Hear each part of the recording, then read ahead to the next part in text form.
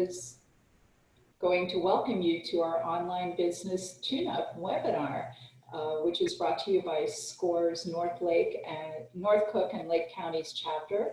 We are one of over 300 chapters across the country who are absolutely in business counseling small business owners, particularly through this crisis. And our counselors, some of which are online with us this morning, and our counselors are our speakers this morning, are working hard. We offer free confidential mentoring, and we do it online through Zoom like we're doing today. We do phone and we do email. So welcome everyone, and it's my pleasure to offer Bob DuFour and Larry Bruck the audience to present online business tune-up for us. Thank you. Thank you. Okay. Larry, do you want to go to? Here we go. Okay. Page 2. Can everyone see the presentation? Yep. Okay, good. Okay. So why don't you, if you just flip to slide one more. There we go. There you go. So let's just start here. I'm going to go very fast because honestly, Larry has some really great information, very practical information, and I don't want you to miss that. So, and Jenny, we're going to be able to send a PDF out, or Mike, we're going to be able to send a PDF out to everyone, right? So they'll have this, and they don't have to take copious notes and all that kind of stuff, right? That is correct. Yes, Okay, and cool. we will also be posting that on the Chamber's resource page, as will we post the recording, the link to the recording. So they will have access to whatever documents you want shared and this. Okay, so what we're going to talk about today is just some macro things going on. I'm going to go through that very quickly, just a real couple slides on what a growth strategy would be, and then I'm going to turn it over to Larry, who's going to talk about this online business tune-up. And you know, today it's just an hour. There's a lot of stuff out there that business leaders thinking strategically about their business is the #1 thing they do, but it's also the #1 thing that they never have time to do. So for this hour, we're really going to talk about, something that I believe is something that's just a critical business survival mindset.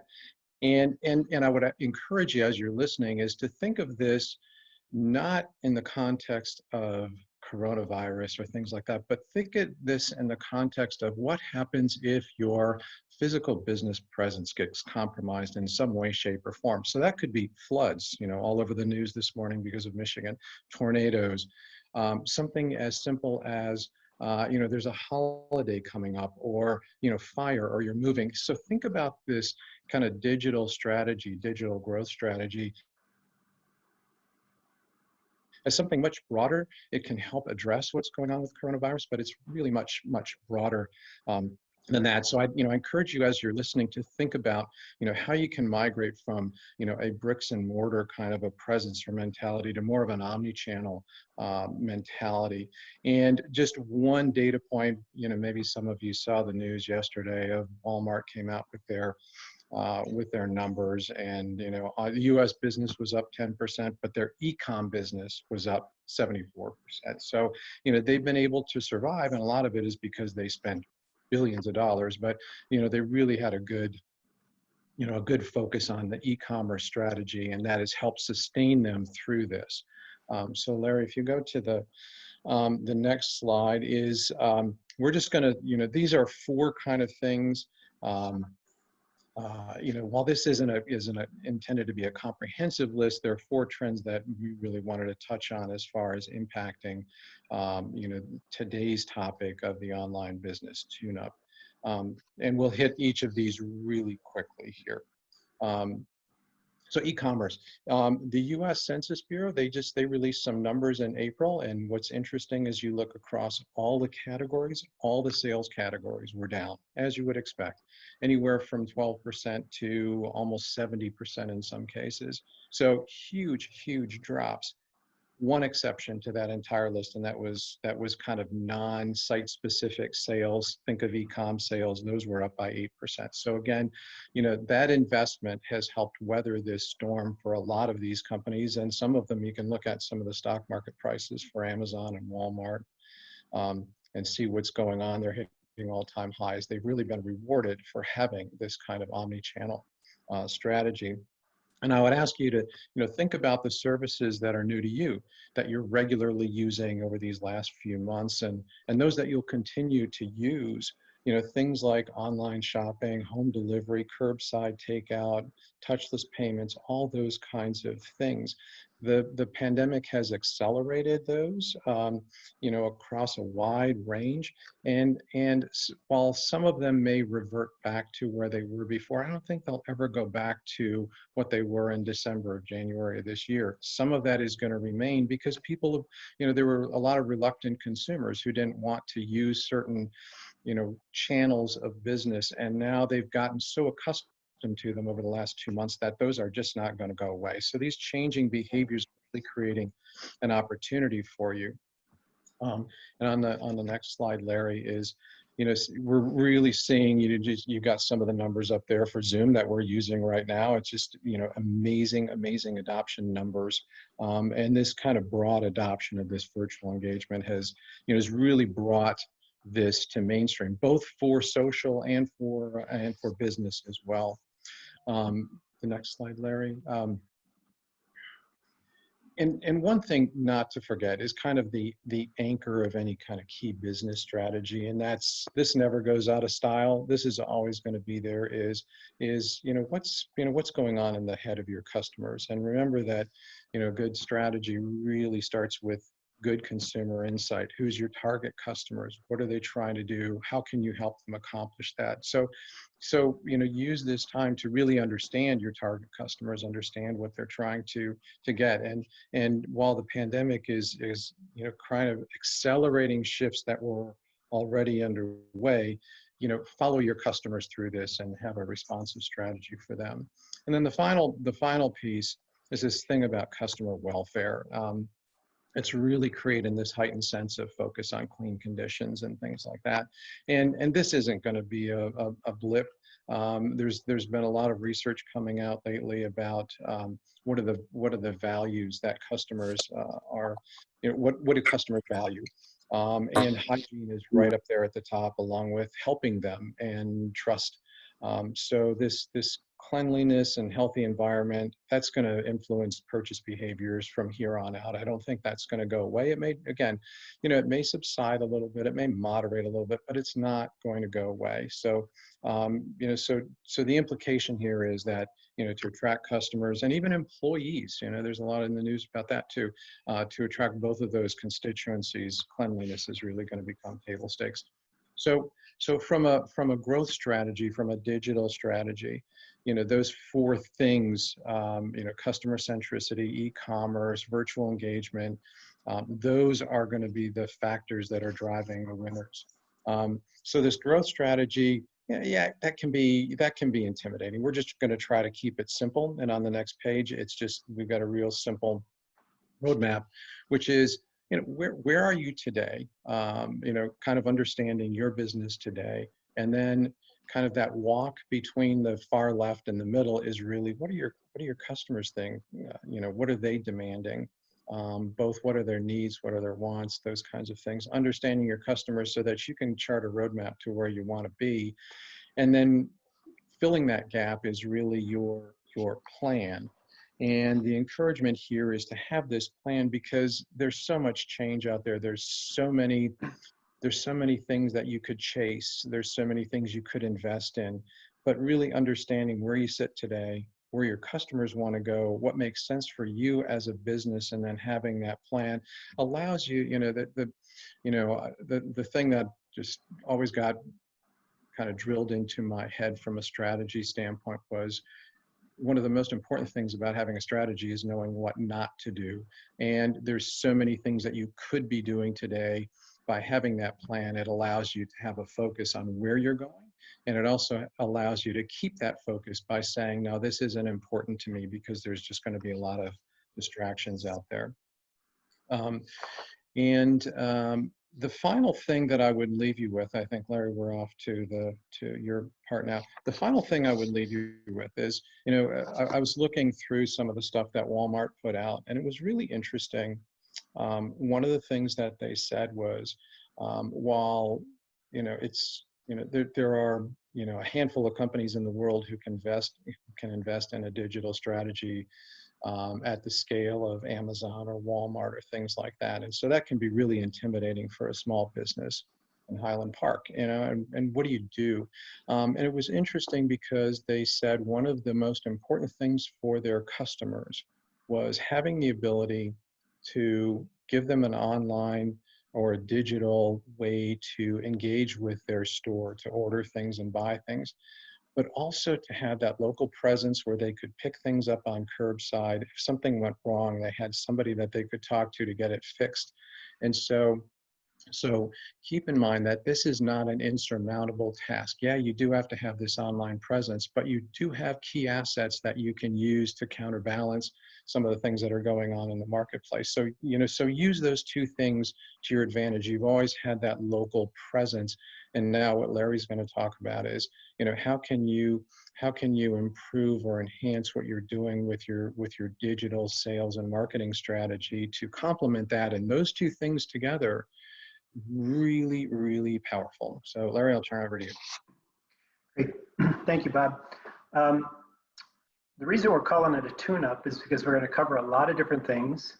And just like when you bring your car in for a tune-up, they have that checklist of stuff, and usually the guy comes out afterwards and says, hey, you're looking pretty good in most of these places, but I got these 2 or 3 things here which we need to address. And I'm going to take you through 12 different items. There'll probably be, hopefully, maybe just a couple here that'll really resonate with you and say, boy, I could do something with that. And that's what we're hoping to do today, is cover a lot of ground, not cover it in great detail, but give you the essence of what you should be looking at and where you might go with it. So with that, what we're going to do is we're going to look at 3 different buckets of areas. And we're referring to them as discoverable. And this is the pre-purchase phase. And as an online business, what is really, really critical is, can you be found? And can you be found by the right customers? Because obviously with people going online to do their business nowadays, if you're not in the mix, you're not going to be making a sale. So being discoverable is really essential for any online business. The next phase is desirable. Think about this as close in, people are shopping you. And this is where the purchase and the transaction comes. And do you deliver a positive user experience that makes it easy to buy? This notion of user experience, speed and shopping, things like that are just really essential today. So we're going to cover off a number of points here. And then the last area is this notion of continual improvement. And this is an area that I think is often overlooked, and it's really, really important. Because basically what you have is an opportunity to engage with your shoppers. And are you using that engagement to set up your future purchases? And so are you capturing the right customer metrics to provide insights to improve your online sales? So within each of these areas, as I said, we're going to drill down. In discoverable, we'll be talking about target understanding, your online storefront, keywords, and optimizing that so you can be found. And then touch on paid search as well as email marketing. In the desirable area, looking at the user experience, and then this notion of easy to buy navigation throughout your site, ratings and reviews, very important nowadays, how to leverage those. And then thinking about the different channels of how people might engage. Are you going to sell direct, curbside pickup, other things like that? So expanding the channels in which people can shop you. And then in the continued improvement, we'll talk about Google Analytics. So it's a free tool that just provides great insights and understanding. And then here also a very different look at ratings and reviews. And in this case, to discover how you're performing, as well as new business opportunities for yourself. That engagement and the way that people write up the reviews, their comments is really, really rich for that kind of information. And then competitive benchmarking. Your customers they're doing competitive shopping of you. So it's very, very healthy for you to do the same. And then mobile readiness. So here we go. For each topic, I just want to point out the structure. So this one, target understanding, we will always start with a key question that you should be asking yourself, and then at the bottom, address why is this important? And in between, you know, some evidence and really kind of put some more context around the question. So target understanding, this is one that I think is typically really overlooked. People take a very, very high level look at it. And as you see when we go through some of these other things, being very insightful and understanding of your target audience can help you maximize your performance overall.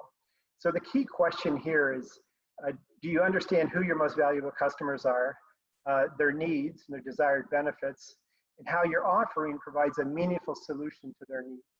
And a few things to consider is building out a customer profile.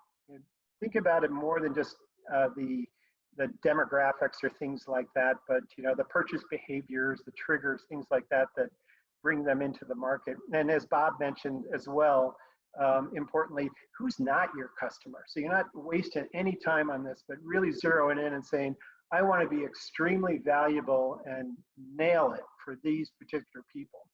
The next area is their unmet needs, their benefits, their purchase drivers. The next bucket to think about is purchase behavior.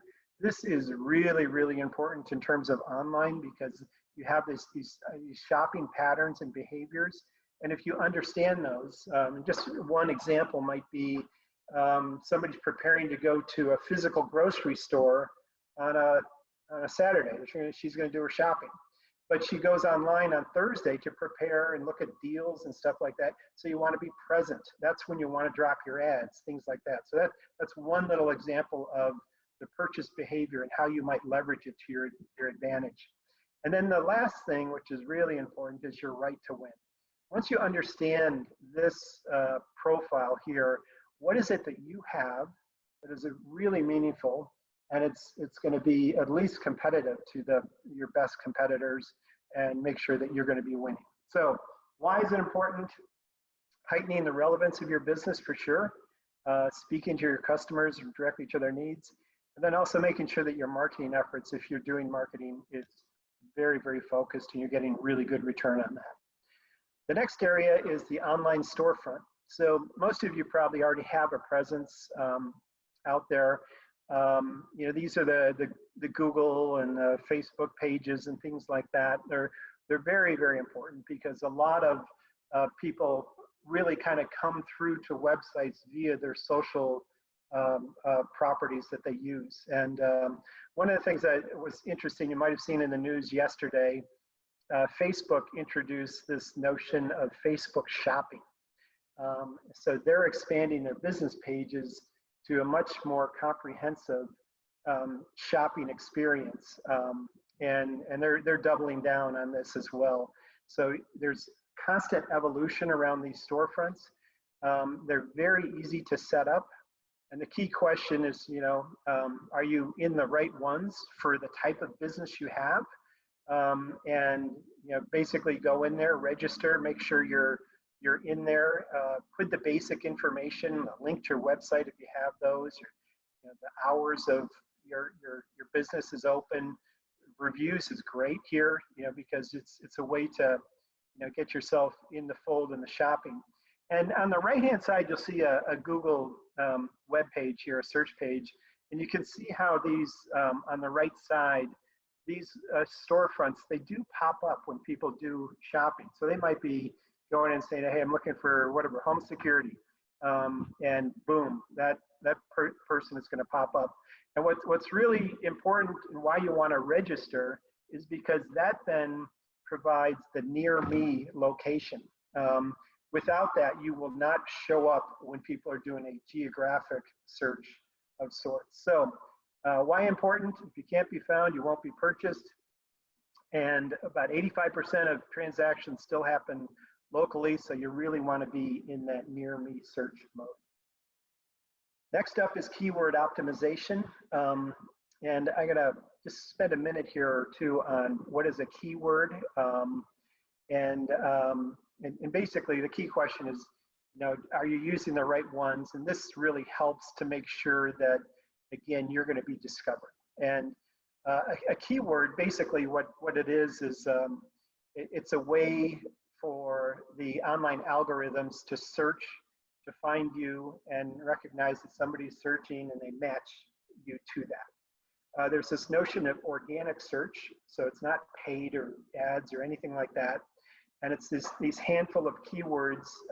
And again, if I use this example of a local security company. So you might have things like home security, theft, door locks, things like that would be the kind of words you would go in, and you'd want to own those. And you can do those also in a geographic area as well. So when somebody's doing their search, you're going to pop up in that search, and your business will be profiled. So it's very important to have the right words. You can go in, and as I mentioned, in terms of the importance of target understanding, you think about their profile, the needs, their behaviors, things like that. This is a very rich source of finding keywords. And then the other one is when you do a search, oftentimes down towards the bottom of the page, there's people also asked, and they have similar type questions that you might be asking. That's the other really good source to go in and find really good keywords to own. And now I'm going to move on to paid search and paid email. And here, what happens here are these keywords. Basically, if you're going to go in and try to buy one, you go in and you basically, it's a bidding system, and you would bid on those words, home security, for example, and you might bid on it in geography. I live in Arlington Heights, so maybe I want Arlington Heights, Palatine, and Mount Prospect. And I'm going to give a handful of these words and all that, and so you put a bid, and Google has now made it extremely easy. They call the keywords now, it's their Google Ads. And basically they have an online system, and it's ridiculously simple and easy to use, which is great. And you go in, and first of all, you set out your objectives. Then you choose your audience, which is your keywords, and the area you want to own. And then you set a budget. And it's important to set that budget, because otherwise it could just keep ringing. And every time somebody does a search and your words and your ad pops up, you get charged for that. So think about it this way, is that the normal search would happen, and then boom, your ad pops up right at the top of that, right when it occurs. So it's a very effective way. And what's really unique about this in the world of marketing, it is what people refer to as contextual marketing. So you are delivering your message in the context of the consumer being in a certain mindset and looking to achieve a certain action.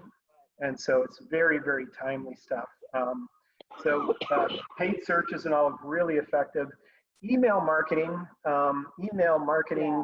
tends to be not viewed as positively, but it continues year after year to really perform.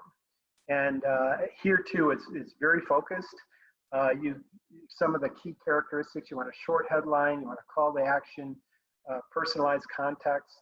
So it's another thing that is very effective in terms of being discovered in the marketplace. So why is this important? 75% of online searches, people do not scroll past that first page. So you really want to be, up the viewing and get to that first page. That's how you're going to be found. And then if you're in a B2B business, there's a really big shift over here. Search engine optimization, that's what that SEO is viewed as very effective in terms of generating leads.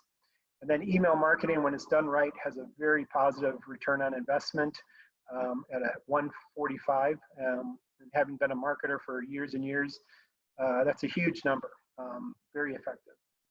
So discoverable, are you discoverable? The key things here is if you can't be found, you won't be purchased. So the first step is to ensure you can be easily found by the right customers. That's really important, is that right customer, because when we're going to get into the next section is You don't want to be driving people to your site or to your business, and they have a totally different expectation of what they're looking for. That turns out to be a bad experience. So we're going to move on to desirable now. First area here is the site traffic and user experience. So are you funneling the right customers to your site and from where? And does your site meet or exceed the expectations from the search, your storefronts?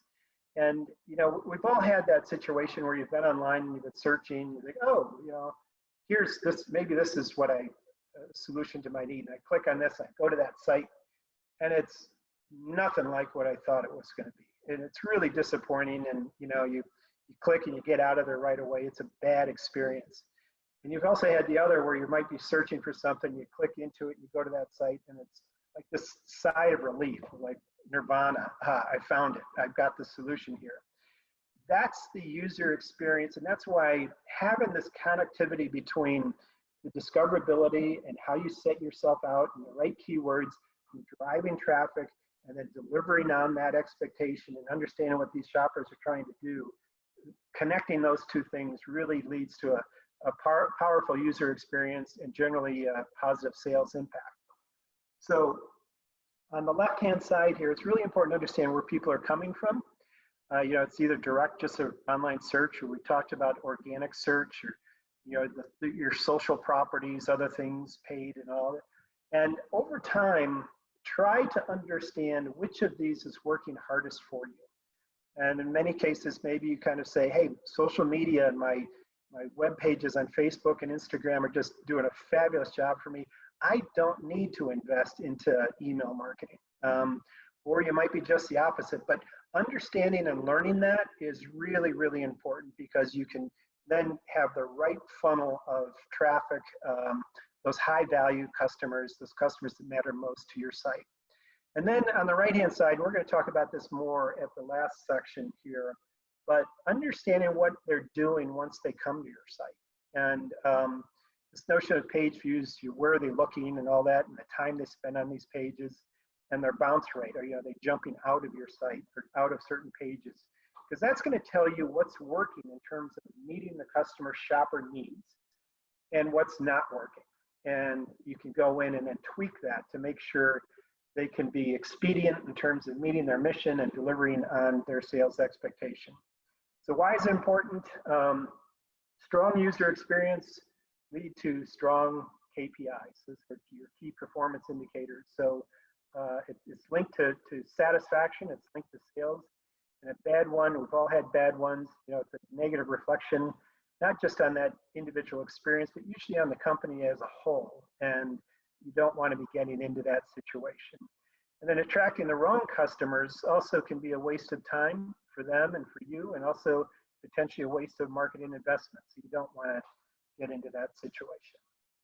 All right, so next up is this notion of easy to buy navigation. So when they come to your site, how do you make it easy for them to buy? And it's important to understand, depending on the type of business you have, the task that the shopper has may be different. So you want to set your site up to meet the intended task, the shopping behavior that is prevalent for the business you have and what they're trying to do.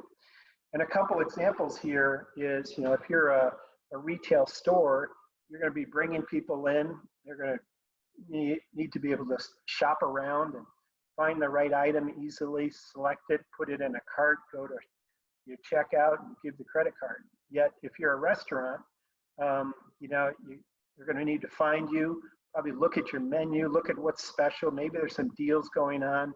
Come in, make a reservation, get confirmation of that time. It's a totally different task than the retail store. And if you're, you know, a service or mechanic and all that, here, you know, you kind of profiling and all that. Perhaps they're just looking for a coupon because they're going to physically come into the store at some point.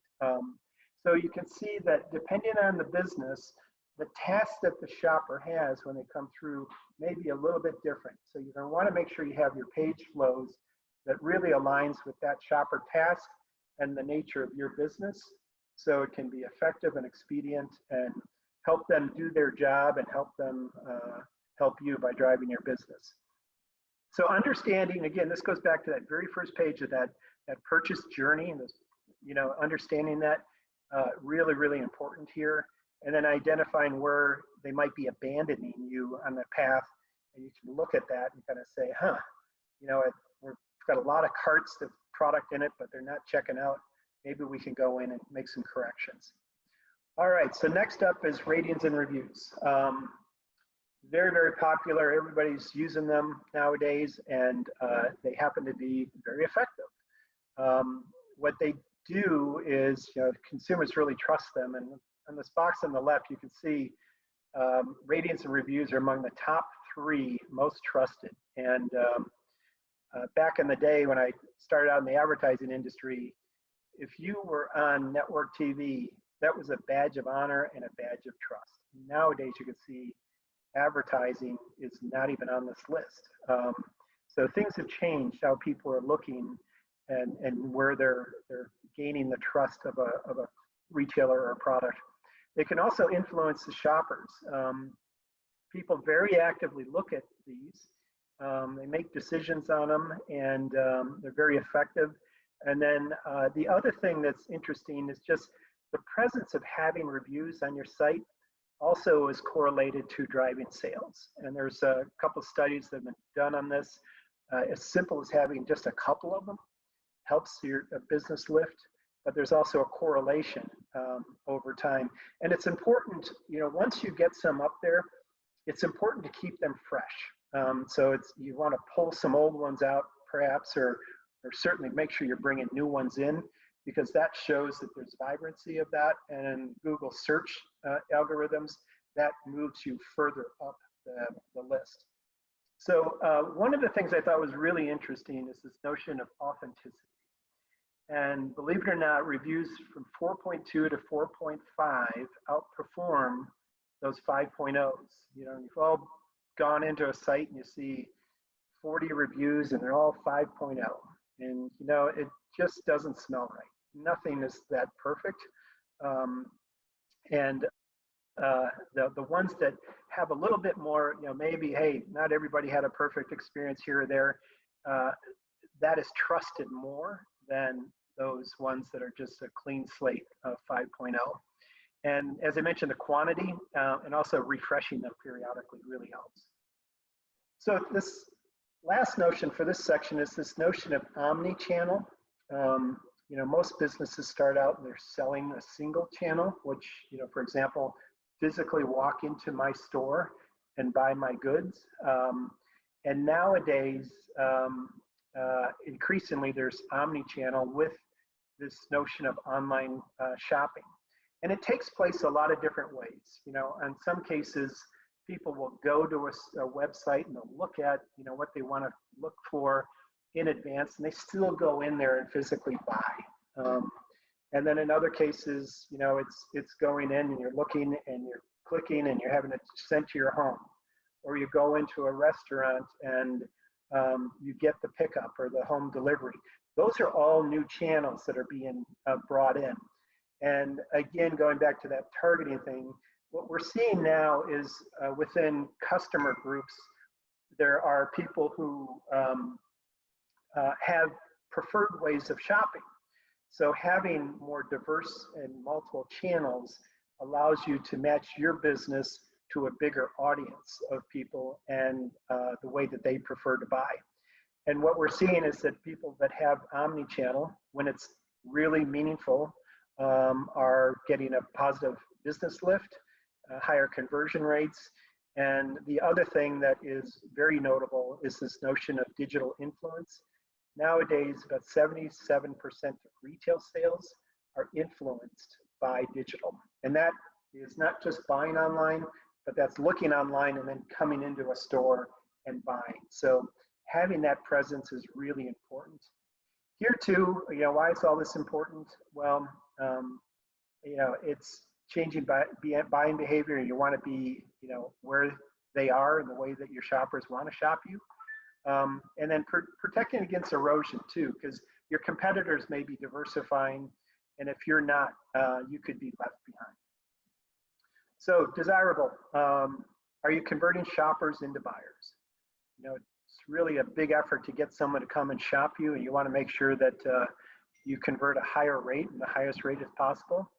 And then you deliver that positive experience, make it easy to buy. And that's going to lead to that positive conversion. So now the last area, continual improvement. Google Analytics, which I mentioned briefly, just a great resource, and it's free, which makes it really great. And here it's, the key question is, how many people are coming to your website? What are they doing? Are they returning? And what pages are they looking for? And ultimately, is it helping to drive your business? So it's a way to really understand the dynamics around the traffic coming into your business. And Google does all of these different reports, and the ones that are most prominent is this notion of audience, really understanding, who and, where are they coming from and all this. The acquisition, how they come to your site, and then what did they do when they got to your site. And these are really important factors in terms of, one, as I mentioned before, those various different social properties and understanding which ones are driving the traffic to your site. You may not need to do all of them, but you can, through Google Analytics, you can identify which of those properties are really working for you and which aren't. So then you can perhaps double down on some and walk away from others, or minimize effort and time against that. And then understanding, once they're into your site, what are they doing? So those page flows and all that, where they might be tripping up, what a really good experience is as well. So very positive overall here. Something I would really recommend you looking at. We at S.C.O.R.E, we do have people that are really skilled in this. So if you need someone to help you along the way, we can provide you that support as well. All right, so ratings and reviews, looking at it from a different perspective, now from mining it for insights. It's a really great little resource. A lot of people don't look at it this way, but it's been very effective as a way to gain insights. And what you'll see here, is a way to identify, perhaps you might have some performance gaps. Not everybody's happy with you, ways to improve your experience, and perhaps even new growth opportunities, or where you might link to another business zone. And I literally spent maybe 10 minutes, and I went to a couple places that I had shopped recently, and here's what I found. One was a customer experience thing, a physical thing around a road made it difficult to kind of come in and get out of the store. Another one was a product that was really well liked, but a way to improve that product. And a third one was, an opportunity either to partner or link. And these are all available to you as well. So you might look at your reviews, or if you have a competitor that mirrors you, you look at theirs, and you might be a great way to get some deeper understanding of your target audience and what success looks like and where opportunity to improve resides. So this is a great resource here. It's also, as we talked about keywords earlier, a very good place to come in and find additional keywords that you might want to use as you build your digital properties. All right, competitive benchmarking. As I mentioned briefly earlier, your shoppers, they're benchmarking you and comparing you. There's a lot of digital tools out there for that to be done. So it's really important that you do the same as well, and that you look at your competitors and where you're stacking up in the marketplace. So the key question here is, how do you stack up versus your key competitors, and what really matters most to the customers? Price, trust, other things. And benchmarking, like a lot of things, can be really complex. And what I'm going to lay out here is an approach that I think is really quite simple. And it's this very simple path of first identifying the key business drivers. And I've found it always useful to look at as foundational, the things that you must have, and then the distinctive motivators. So things that really start to set you apart versus your competition. So identify what are those key drivers in your particular business, Then you do an assessment. You kind of identify what might be the gold standard for each of those drivers.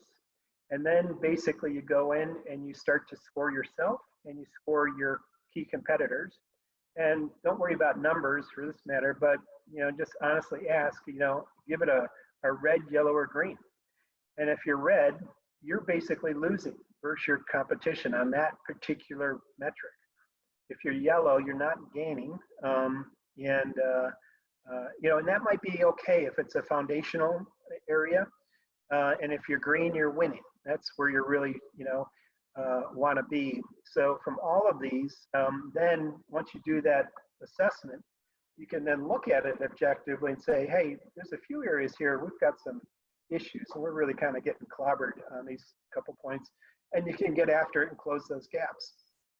But it's also a great way to kind of smell out where is opportunity to beat my competition, and to have that right to win, and identify those, and perhaps say these are the areas that are most important to my customers.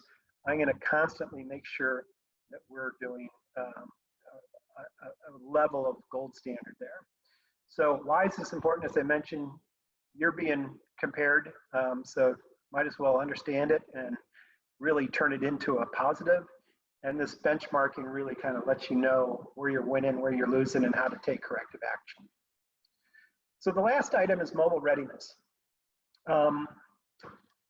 It's really important, and it's really quite simple, and so any kind of digital property you have, you want to make sure that it's mobile ready and it's conveying your message really in a swipe. Because nowadays people are looking through things incredibly fast. And what you see here, these two images, the first one is from a desktop, and you can see, it looks like it's probably an Amazon page, and you can put all kinds of content, lots of words, lots of bullet points, and all that in there.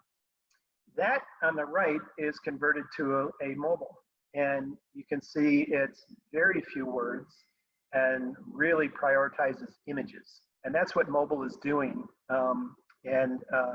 As you build any of your digital properties, you got to make sure that it's mobile ready. If you're using anybody at a third party and all that, there's all kinds of tools that can make sure that you're doing this properly. And you can look at your desktop websites and stuff and kind of say, hey, see it converted over to mobile, and you can see where you might make corrections.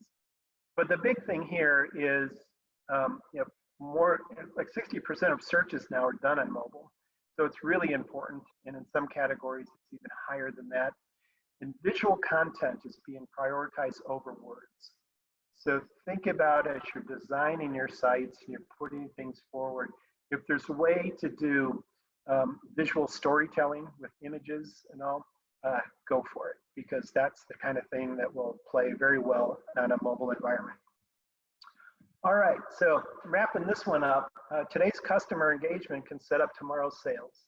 That's why this continual improvement is worth your time and effort. And the key thing here is, are you capturing customer metrics, providing the insights to improve those sales? So the three sections, what we have here when you get the document is some additional resources. So if you want to dig down deeper on any of things, I mentioned Google Analytics as an example, Google AdWords, other things like that. Those are great little, these guys really have nice little tutorials for you.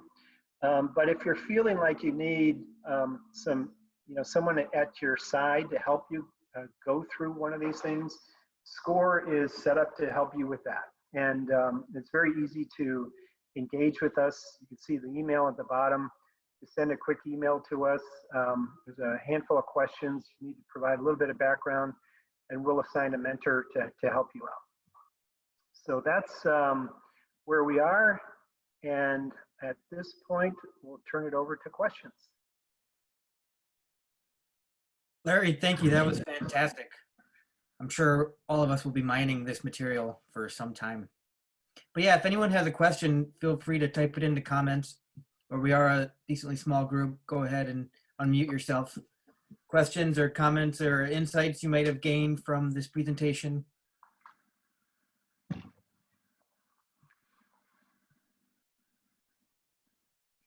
Hey, Michael, do you want to bring us back to the gallery view? Unshare the screen view? That'd be great. Thanks.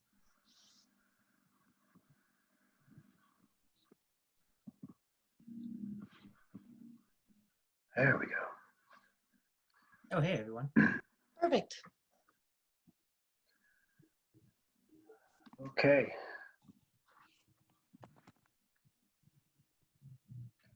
Just wanted to thank you so much. That was so informative. You gave us tremendous amount of good homework. Our Absolutely. pleasure. Yeah, there's a lot there, and we rattled through it very, very quickly, and that was very much by design to try to cover a lot of landscape. Because as I mentioned, you know, with different businesses, their opportunity areas may reside in different places. So we wanted to touch on a lot, and then just provide, as I mentioned, a follow-up opportunity. You know, either to go into those Google or Facebook resources, or give us a call at S.C.O.R.E. Would be more than happy to lend a hand. Really appreciate it. Thank you so, so much. You bet.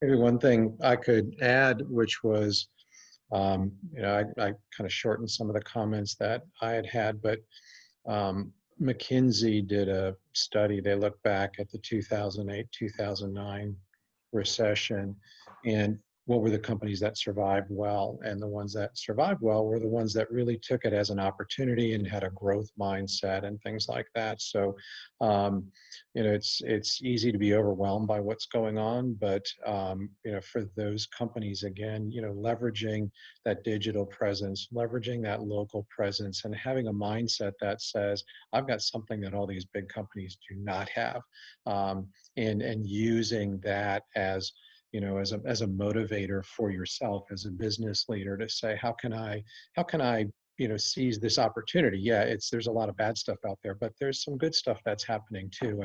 And so just, you know, from the last time something bad like this happened, there were a lot of companies that thrived. And hopefully, you know, Larry's given you some good ideas about maybe how you can turn this from a, you know, from a negative into a positive for your business. Indeed. Thank you. Yeah, one of the things I would suggest along those lines is to not bite off too much. Identify what's really important, you know, perhaps take one or two things at a time, and make sure you convert it. And then once you have that laid down, perhaps take on the next thing, because it's so easy with these types of things to take on so much that it just smothers you, and, you know, nothing gets done. So Great point. finding, you know, those insights around your customers and what really matters most to them, and then picking off the opportunities there is a way to, you know, step by step make meaningful improvements. I do want to mention we're working up another seminar, and it's for people that are not online just yet, and how to move your business from a physical environment to an online. So it would be a precursor to this presentation. So if you or anyone you might know might be in that need, in the next few weeks, that seminar will become available as well. Great. And Larry, thank you for sharing that. I actually just heard from a business this morning who said that she had been trying to get her owner to literally develop a website. They don't even have that. Yeah. And so there's a need. And Robert, thank you for your comment. I also heard from a number of businesses yesterday. I sent out an email, and I heard from a number of them. I was asking about what creative innovations they've been employing in this time as we move forward toward the reopening and recovery phase. And one of them, I was so pleased to hear his view that he was optimistic about the future. And I think, you know, we are always thrown challenges our way. This one seems to be particularly larger than most, but to look toward how we can take what we've been given and transform ourselves. And that's really the goal. That's what we need to do. So thank you for sharing that there is a silver lining. Jeannie and Michael, did you say that has been recorded or that these slides would be available? Both, yes. Both Webinar. the slides will be available on the Chamber's resource page on our website, as well as the link to the recording, along with the other Ask the Experts recordings that Right. sessions that we've done. So yes. Great. Thank you. Well, I do want to compliment Ginny and Michael because I've had the opportunity, and I know Larry and Bob and Bruce and Dave, and I think Al's gone. We've all been watching the different chambers as you've evolved. And I think if you use Larry and Bob's slides as a checklist, you've gotten so much right so quickly that it's very much to the Highland Park Chamber's credit for helping your constituency through this time. So we are very proud to be an affiliate. Wow. You don't know how much that means to me. Jennifer, thank you so much for saying that, you know? Oh my gosh, you know, what is the Mike Myers character where Linda, who says she's getting verklempt? Oh my God, Yeah. that says so much that we are on the right path, because I look at this list, what you guys just went through, and I was like, oh my gosh, we've got to do this and we've got to check that, and how much there is left to do. Sometimes I forget that there is much that we have done as well. Yeah. So that is good to know. And I want to, this is a mutual admiration society here. I want to thank S.C.O.R.E and to also say, I hope our businesses will take advantage of the services and the consulting that you offer, because it is invaluable. So thank you, and we'll be putting that out to businesses as well and encouraging them to listen to this and to contact you. Because I think sometimes they just don't know, who do I ask? So Yes, we're here to point them in your direction. thank you. We are a very little known, very strong resource. Jeannie, do you want to mention anything else that's coming up or that they should know about, and then we can end this fantastic meeting? Sure. Okay, where do I start? Sure wish I had written all that down. Things coming up. Well, tonight we're part of Highland Park High School's Honors Night, recognizing seniors that the high school is recognizing, but also that the chamber recognizes every year. So there's that. That's going to be virtually done this year. So we're proud of that. Tomorrow, there is a Mega Connect with lunch, virtual lunch time with, I don't know, 16 other chambers. So if you want to be a part of that, you really have to register today. We may have actually closed registration, Mike, I'm not sure, but if you want to do that, email Mike and we'll get it figured out. Coming up next week, another Ask the Expert session, and Lexi from Street Level Studio is on our meeting call today. So Street Level Studio will be doing a wonderful presentation on marketing beyond COVID-19. So please tune in for that. Let's see.